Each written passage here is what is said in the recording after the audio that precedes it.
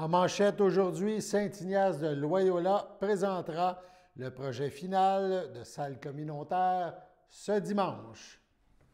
Bonjour à tous et bienvenue à votre bulletin d'information sur les ondes de CTRB, votre télévision locale et régionale. Alain Bellumeur au pupitre. On débute par le projet de l'heure, si on peut dire, celui qui fait quand même jaser, un projet important. Le projet de salle communautaire dans la municipalité de Saint-Ignace de Loyola. Les citoyens de Saint-Ignace ont probablement reçu ce genre de petit papier, qui donne de l'information justement au sujet de la salle communautaire et on y indique aussi qu'il y aura plus d'informations à venir et surtout ce dimanche 3 avril, une rencontre citoyenne à 14 h à l'église de la municipalité.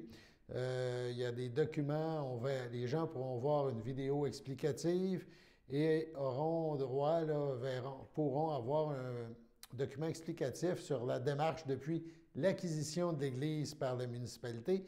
Ce document, à partir de demain, le 31 mars, devrait donc être disponible sur le site web de la municipalité. Mais pour en savoir plus concernant cette rencontre citoyenne, on écoute le maire de Saint-Ignace de Loyola, M. Jean-Luc Barthe, qui nous parle des étapes à venir. Voilà, on l'écoute. Bonjour, M. Barthe. Bonjour, Mme Huon. Oui, on est encore dans le processus on pourrait dire, de la salle communautaire et les citoyens de Saint-Ignace ont reçu un petit, pourrait dire, flyer, un petit document dans les casiers, dans la distribution de la poste. Si vous êtes d'accord aujourd'hui, le but de se parler, c'est de faire une mise à jour justement de qu'est-ce qui s'en vient. Puis, par la suite, bien, on verra les événements là, durant les prochaines semaines. Donc, vous pouvez confirmer que sur le site Internet, il va y avoir le document, le fameux document qu'on parle depuis tellement longtemps, devrait être disponible d'ici au 31, c'est ça? C'est ça. En plein ça, on devrait le mettre les jours qui viennent, là, le plus tôt possible, parce que voyez-vous, on est le 30 aujourd'hui, fait que j'espère que le jour va être aujourd'hui ou demain ou plus tard. OK, donc ça sera un document, ça sera une chose à suivre. Donc, je sais qu'il y a eu une plénière hier, il y a eu plein de choses. Donc, il y a eu des décisions qui ont été prises au niveau du conseil.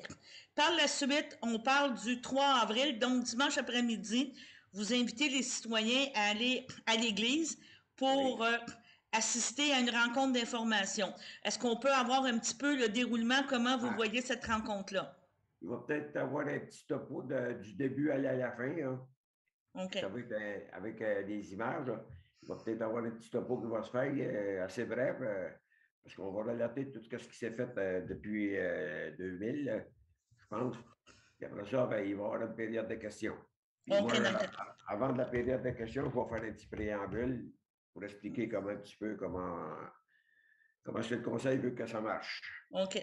Et de qu'est-ce qu'on apprend dans les démarches à venir? Il y a eu beaucoup de demandes au niveau des citoyens d'être reconsultés, on pourrait dire, concernant le centre communautaire. Je pense que vous répondez à beaucoup de demandes, c'est bien ça? C'est sûr, certain, comme le 5 avril, on va avoir le projet de règlement d'emprunt qui va être en place. Après ça, si je m'abuse, je ne vais pas, je vais vous dire ça.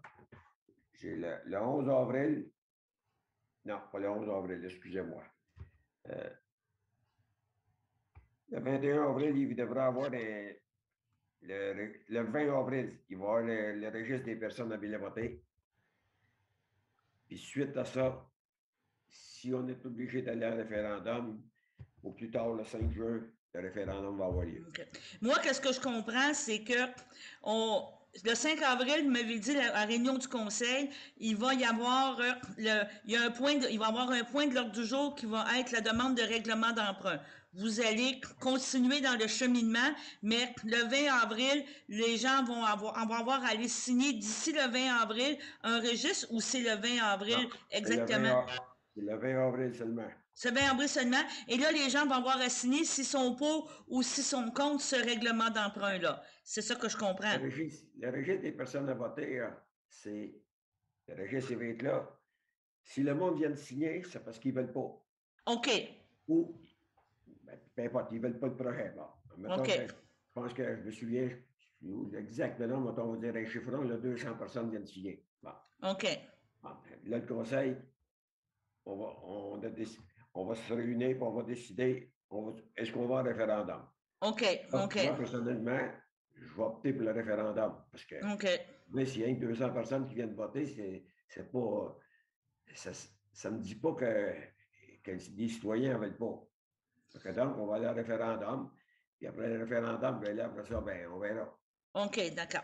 Donc, nous, on peut confirmer qu'on va être là dimanche pour enregistrer, faire une captation de la réunion. On va être là aussi le 5 avril pour faire la captation du conseil municipal et qu'on va vous transmettre et on va transmettre à la population toutes ces captations-là le plus rapidement possible pour que les gens puissent se faire une opinion. C'est ça. Pour le 5 avril, Mme Yvon, ce qu'on va vous demander encore pour la dernière, pour l'Assemblée d'avril, que c'était Hervé Finn et qu'ils mettent ça en Zoom aussi. Parfait. Pour le 5 avril, parce qu'on veut donner la chance au rang. Parce que là, à partir du 5 avril, là, moi, après l'Assemblée, je vais leur annoncer comme quoi que à l'Assemblée du mois de mai, ça va être filmé seulement. Il y aura pas de problème. Pas de problème. Parce que le conseil, hier, on a discuté, puis moi, j'en ai venu à la conclusion de dire, écoutez, on va le faire encore en Zoom, parce que moi, il y a 400 personnes qui trouvent ça, ils m'ont dit qu'ils aimaient ça. Oui. C'est parce qu'hier, en discutant avec le conseil, eux autres, ils ont dit, écoute, on aimerait mieux que le monde vienne en présentiel poser leurs questions. Parfait. Ça, je suis d'accord avec eux autres. Ça veut dire qu'au mois de mai, on va filmer, tout simplement, il n'y aura plus de Zoom. Parfait, pas de problème. Que c'est beau, que donc on confirme que c'est le 3 avril à 2 heures à l'église et oui. Par la suite, on se rencontre le 5 avril. C'est ça, on va avoir la réunion du conseil. Parfait, bien, je vous remercie beaucoup, M. Barthes. De rien, Mme Blanc. Merci, bye-bye. Bye. La semaine dernière, l'Alliance des villes des Grands Lacs et du Saint-Laurent s'est joint aux demandes faites au gouvernement canadien pour qu'il rétablisse le financement des infrastructures riveraines le long de la voie maritime du Saint-Laurent. Le rétablissement d'un programme modernisé d'infrastructures riveraines permettrait de contrer l'érosion le long des rives des communautés touchées, tout en contribuant à la protection de la qualité de l'eau et en soutenant la création d'emplois à un moment critique de la reprise économique au Québec. M. Gino Moretti, maire de Saint-Anicette et membre du comité exécutif de l'Alliance des villes, a mentionné « L'Alliance des villes est fière d'appuyer les demandes de ses membres et de d'autres municipalités concernées pour que le gouvernement du Canada rétablisse le financement des infrastructures de protection des berges le long de la voie maritime du Saint-Laurent. Le gouvernement fédéral a contribué à protéger nos communautés, et leurs résidents grâce à ce programme historique, et ce, tout en créant un corridor de navigation essentiel qui traverse le Québec pour se rendre dans les Grands Lacs. Rétablir le financement pour protéger nos rivages est la bonne chose à faire et une première étape importante dans la résolution des problèmes d'érosion dans tout le bassin des Grands Lacs et du fleuve Saint-Laurent. Donc, on écoute M. Perron nous parler de ce soutien. Bonjour, M. Perron, vous allez bien? Oui, bonjour, Mme Yvon, ça va bien vous-même? Ça va bien, oui. On a reçu la semaine dernière un communiqué, une lettre provenant de l'Alliance des villes du fleuve Saint-Laurent et des Grands Lacs, donc quand même une association importante qui regroupe toutes les villes riveraines. Là. On parle vraiment de grosses agglomérations, excusez, je vais chercher mon terme, qui donne un appui à la pétition que vous avez fait, que vous avez déposée, parce qu'elle a eu le nombre correct de personnes là, qui ont signé cette pétition-là, concernant la protection des berges. Il est mentionné justement qu'en 1997, il y avait l'abandon de ce programme-là. Vous devez être fiers de cette, on pourrait dire, approbation, de cet appui, de cette grande association-là. On est très heureux. En fait, on avait un représentant. Dans la rencontre qu'on a tenue avec les maires des municipalités riveraines, on avait un représentant de l'association qui s'était joint à nous. Vous savez, on ne fait pas toujours les nouvelles, mais on travaille super fort en coulisses. On rencontre on rencontre un paquet d'organisations, puis on avait tissé des liens. Puis à chaque fois qu'il y a quelque chose avec le lac Saint-Pierre, la préservation de l'environnement, ou les cours d'eau, le niveau, l'érosion, on essaie d'assister. Quand moi, je peux pas y être, quelqu'un de mon équipe y est, puis on tisse des liens avec les gens. Puis c'est important parce que quand on veut faire bouger une grosse machine comme le gouvernement fédéral, faut pas que je sois tout seul. C'est pour ça, au départ, c'était l'idée de la pétition. Là, on est en train d'accumuler des résolutions de municipalités qu'on va déposer en même temps que la pétition en appui à ça. Et là, ben, cette nouvelle-là, l'Alliance des villes de la Voie-Maritime du Saint-Laurent et des Grands Lacs, c'est très pesant aussi. On est très heureux qu'il se soit prononcé publiquement comme ça en faveur du programme. Puis ça poursuit encore. J'insiste toujours pour donner le mérite à mon collègue Xavier Bercelot-Duval, Pierre Boucher, les Patriotes Verchères, qui avait commencé ça, lui, en 2015. Ça fait que ça fait longtemps que ça se travaille. Puis, on va y arriver. Je sais pas quand, mais on va y arriver. Puis, je peux vous dire qu'on va avoir travaillé fort. Puis, c'est une bonne nouvelle, puis ça va donner encore plus de poids. Fait que là, la prochaine étape, je pense que c'est un peu le but, là. La prochaine étape, ça va déposer la pétition à la Chambre des communes.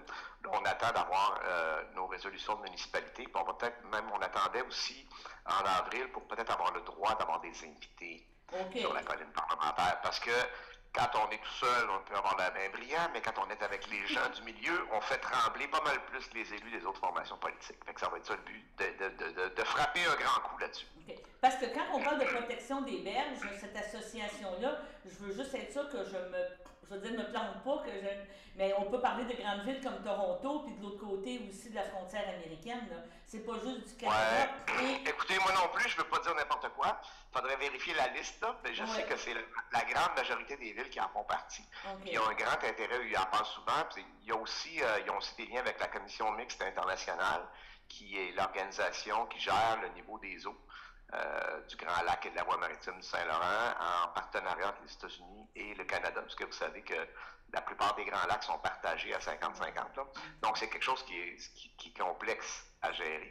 Mais on commence à avoir des liens là aussi. Fait qu'on essaie d'avoir le plus possible du poids quand on va une masse critique. J'en ai un peu par moi-même du poids là, au niveau physique. Ben, c'est pas de ce poids-là qu'on parle, on parle du poids politique. Oui, du poids politique. Mais moi, le point que je veux amener, c'est que c'est un problème universel, que ce soit à Berthierville, à Saint-Ignace, mais on parle aussi des villes comme Montréal et de tout, là, dans le sens que tout le long du Saint-Laurent, c'est un problème qui est récurrent, là, cette protection des berges-là, parce que c'est dans ce sens-là que je veux dire que je pense que c'est important de voir qu'on peut avoir un bon appui. Donc, on s'attend qu'en avril-mai, parce que votre fin de session doit être plus milieu juin, j'imagine, qu'il y ait une... Oui, avril, moi je dirais avril, là. Avril, OK. L'objectif, c'est avril. Si ça va en mai, ça va être début mai, là. OK. Puis par la suite, après avoir déposé la pétition, est-ce que c'est parce qu'il risque d'avoir un projet de loi qui va être présenté, des choses ou... En fait, là, c'est qu'on va... Le fait de déposer la pétition, ça force le gouvernement à nous répondre. Okay. Selon la réponse, on va établir les prochaines étapes. C'est clair qu'on n'arrête pas là. OK. Et le prochain budget au mois d'avril qui est annoncé pour, pas cette semaine, dans l'autre semaine. Jeudi de la semaine prochaine. Je ne sais pas si c'est le 7 ou le 8. Moi, c'est ça, le 7, c'est ça, je pense. Là. Dans le sens que je veux dire, il ne pourrait pas avoir... Ça se pourrait qu'on ait des mesures là, mais on n'a aucune idée et on verra la suite des choses. Ça se pourrait on n'a aucune idée. Mais ce que je peux vous dire, c'est que c'est dans les demandes du Bloc québécois depuis déjà plusieurs années, puis ça va être encore là. On veut un programme dédié pour venir en soutien à nos résidents, à nos municipalités riveraines qui en ont grandement besoin. Donc, ça va être un dossier à suivre, qu'on va suivre avec passion d'ici quelques jours et quelques semaines. Vous nous direz quand ça va passer, le dépôt de Montez sur moi. On va pouvoir vous montrer ça. Merci. Merci beaucoup. Bonne journée. Sur ce, allons à la pause. Le samedi matin, dès 9h30, nos téléspectateurs sont invités au Super Bingo télévisé diffusé de nos studios de Berthierville. Depuis maintenant une vingtaine d'années, plusieurs adeptes de la télévision régionale se sont partagés un montant de 600 $ disponible chaque semaine lors de cette joute de bingo télévisé. Un animateur et 3 bénévoles se succèdent à la caméra dans le but de vous faire passer une petite heure agréable et payante le samedi matin. On peut se procurer les cartes de jeu chez les dépositaires autorisés participants, c'est-à-dire à Berthierville, le dépanneur Formule 1 rue Gilles Villeneuve, le marché IGA Extra sur la rue Gabriel-Brissette, le marché métro rue Notre-Dame, la pharmacie Proxime rue Frontenac, le garage Pétroté sur la rue Gilles-Villeneuve et à Saint-Ignace-de-Loyola, le marché Aldo rang Saint-Michel, le dépanneur, le magasin Esso sur le chemin de la Traverse. C'est un rendez-vous tous les samedis matins à 9h30 sur les ondes de CTRB, votre télévision régionale et communautaire.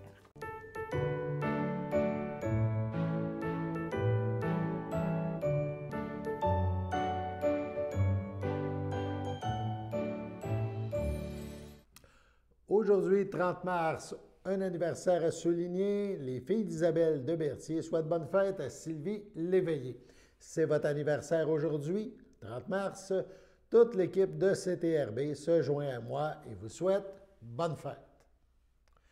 Hier, on vous a présenté des extraits de la conférence donnée par le maire de Berthierville. C'était dans le cadre d'un dîner-conférence organisé par la Chambre de commerce et d'industrie Berthier-Dautré. Le maire de Berthierville, Dominique Perrault, a parlé de sa vision d'avenir de Berthierville. Il y a eu un deuxième conférencier lors de ce dîner, l'abbé Claude Sauvageau, qui avait aussi été invité. L'abbé Sauvageau, un féru d'histoire, un passionné d'histoire, a pour sa part, lui, parlé du passé historique, économique de la ville de Berthierville. Donc, du début à aujourd'hui, les grandes entreprises qui sont passées, qui se sont succédées, les changements un petit peu au niveau commercial qui se sont opérés à Berthierville. On écoute un extrait de sa conférence. Qui fait en sorte que nos cultivateurs qui commencent le métier par l'agriculture de subsistance commencent à pouvoir faire du commerce, vendre de leurs produits au marché. Et puis, il y a des belles pages, on décrit exactement comment se passait le marché.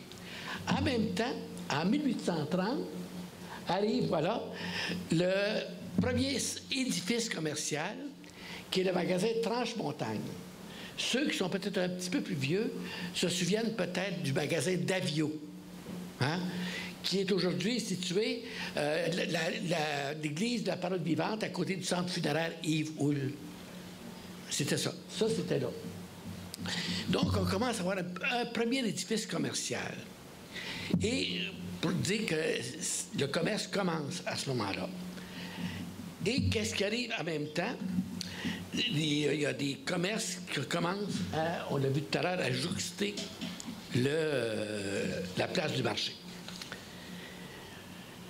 En 1850, de 1850 à 1890, là commence la première amorce de l'industrie. On m'a demandé aujourd'hui de parler de la vie économique. Hein? On a vu les débuts du commerce, les débuts de... Ça ici, c'est déjà gros, là.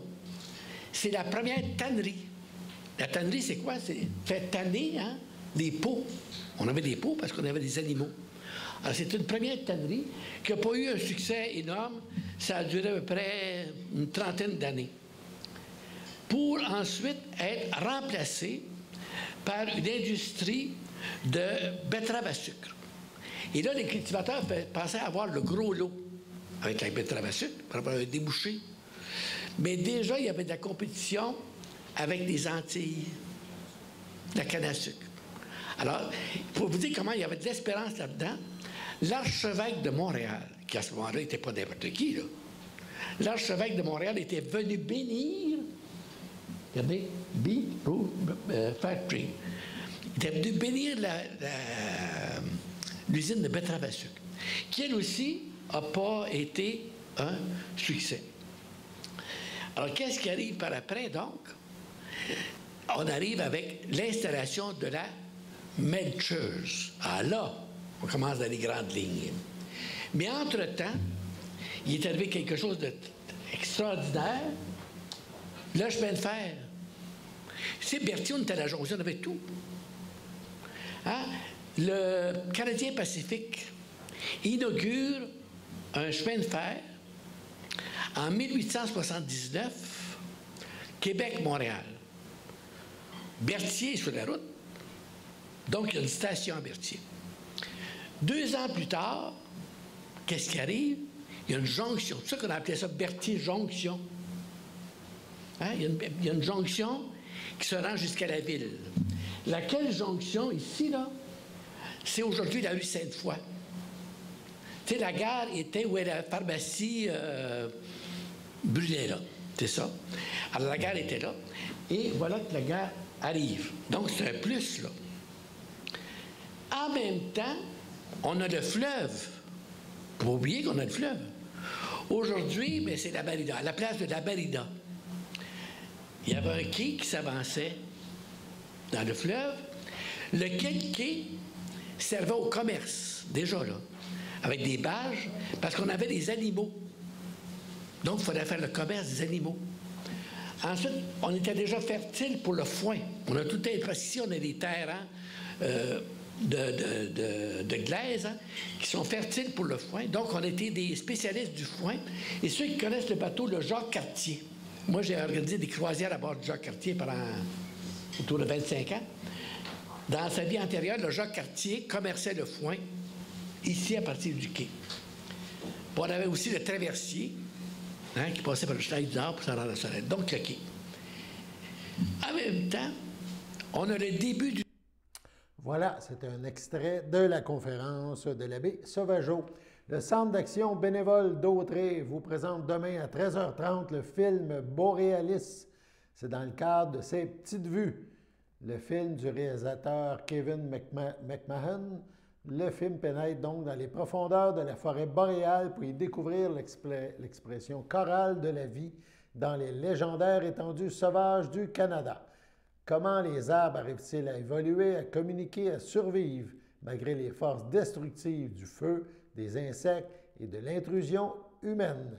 Borealis offre un portrait immersif des cycles de vie de la forêt présenté selon la perspective des plantes et des animaux qui y vivent. On regarde la bande-annonce. The Boreal Forest region is one of the last regions in this world where nature dominates. The trees of the boreal, you just have to respect them just because they survive.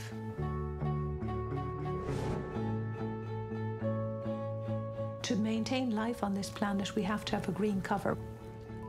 We won't be able to breathe.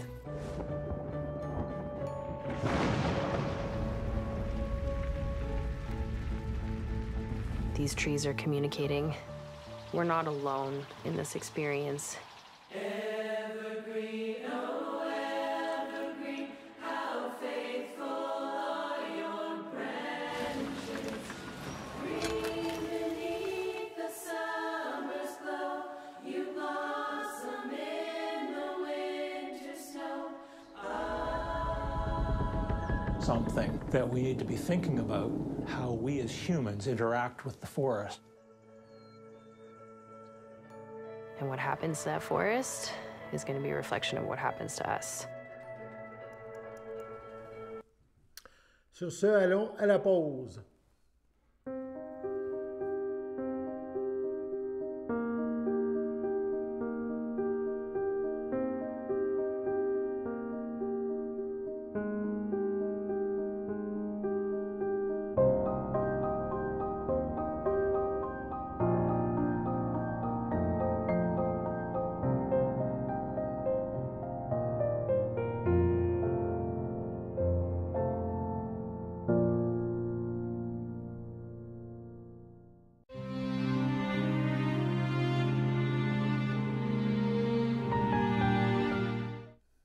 Au CHDL de Saint-Charles-Borromée, le 17 mars, à 97 ans, est décédé M. Placide Guertin, époux de feu Marie Dupuis, demeurant à Berthierville, autrefois de la Visitation de l'île du Port. Il laisse dans le deuil ses enfants, Michel Guertin, Pierrette Dubois, Bibiane Guertin, Gilles Grimard, Anne-Marie Guertin, Robin Landry, ses petits-enfants, Nancy et Danny Guertin, Éric, Martin, Luc et Sonia Grimard, Steve et Christine Landry, ses arrière-petits-enfants, Jason, Mélodie, Jacob, Gabriel, Lily-Rose, Alexis, Rosalie, Logan, Romy et William. Sa sœur, Georgette Guertin, feu Jean-Claude Valois, ainsi que plusieurs neveux et nièces, autres parents et amis. Une cérémonie aura lieu en toute intimité le 3 avril, dimanche. Sur invitation seulement, M. Guertin sera inhumé au cimetière de l'Île-du-Pas à une date ultérieure. Au CHDL de Saint-Charles-Borromée, le 8 février, à 75 ans, est décédé M. Roger Carrier, retraité de la Sûreté du Québec, époux de Lise Lévesque, demeurant à Saint-Gabriel et autrefois de Berthierville. Il laisse dans le deuil, outre son épouse, ses fils Nicolas Carrier, Martine Grégoire, Mathieu Carrier, Marie-Ève Robitaille, ses 3 petits-enfants, Frédéric, Émilie et Sarah, ses sœurs Gisèle et Claudette Carrier, ainsi que les membres de la grande famille Lévesque, et plusieurs neveux, nièces, autres parents et amis. Veuillez compenser l'envoi de fleurs par des dons à la Société canadienne du cancer, dons qui seront acceptés à l'Église. La famille vous accueillera samedi le 9 avril en l'Église Sainte-Geneviève de Berthier. Dès 13h suivront les funérailles à 14h. M. Carrier sera inhumé au cimetière Entrelacs à une date ultérieure. Au CHDL de Saint-Charles-Borromée, le 9 mars, à 93 ans, est décédé M. Hubert Clément, époux en première noces de Lise Michaud et conjoint de Thérèse Roy, demeurant à Saint-Barthélemy. Il laisse dans le deuil, outre sa conjointe, ses enfants, Nicole Clément, Normand Moreau, René Clément, André Bordelot, Michel Clément, Jean-Marc Lupier, Mario Clément, Suzanne Brault, ses 3 petits-enfants, Jim Savignac, Jean-Pierre Clément et Geneviève Clément, son arrière-petite-fille, Jeanne Savignac, sa sœur et ses belles-sœurs, Thérèse Clément, Ghislaine Lemire, Georgette Massé, Claire Fafard, ses belles-filles, Micheline Massé, Guylaine Massé, ainsi que plusieurs neveux, nièces, autres parents et amis. La famille vous accueillera samedi le 9 avril dès 10h au complexe funéraire Thériault, 741 Notre-Dame à Berthierville. Suivra une liturgie en la chapelle du complexe à 14h30. Sur ce, passons à la météo.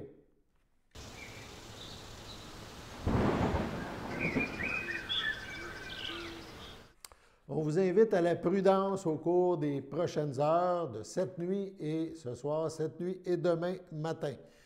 On parle mercredi soir, donc ce soir de faible neige. Le mercure oscille aux alentours de 0. Dans la nuit, pluie verglaçante au programme. -2, ressenti -6. Un peu de neige, de la pluie qui gèle tout de suite entre 1 et 3 mm. Cette pluie se poursuit faiblement jeudi matin. On parle de 1 mm, 1 degré au mercure. Jeudi après-midi, faible pluie. Ça se poursuit. Le mercure est à la hausse. On parle de 8 degrés. 2 à 4 mm de pluie sont attendus. Jeudi soir, pluie. La pluie se poursuit. 7 degrés. 5 autres millimètres de pluie s'ajoutent. Le ciel deviendra variable dans la nuit de jeudi. Voilà, c'était votre bulletin d'information sur les ondes de CTRB, votre télévision locale et régionale. Alain Bellumeur aux pépites qui vous invite à être des nôtres demain pour la prochaine édition du bulletin d'information sur les ondes de CTRB, votre télévision locale et régionale. À demain.